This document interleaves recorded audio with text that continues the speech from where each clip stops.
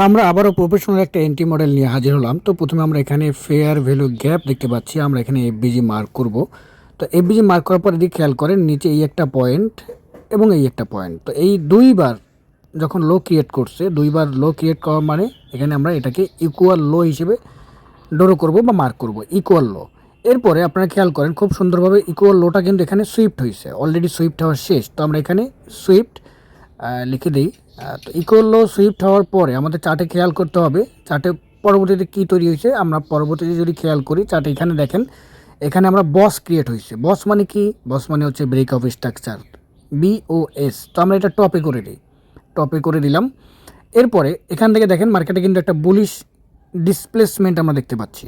তো আমরা এখানে একটু লিখে দিই বুলিশ ডিসপ্লেসমেন্ট। তো আমরা এটা একটু নিচে আনি, বুলিশ ডিসপ্লেসমেন্ট আমরা দেখতে পাচ্ছি। এরপরে আমরা এখান থেকে এই একটা জোন, এই একটা জোন আর এই একটা জোন, এই তিনটা জোন আমরা এখানে মার্ক করে এখানে একটা 10 লাইন ড্র করব এবং অবশ্যই এটা হবে 10 লাইন লিকুইডিটি। খুব সুন্দর একটা কনসেপ্ট।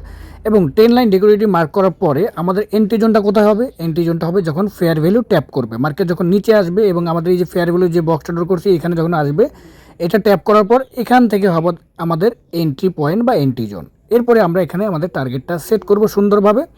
টার্গেটটা সেট করলাম। এখন দেখেন মার্কেট ঠিক একই রকমভাবে আমাদের টার্গেট হিট করবে ইনশাল্লাহ।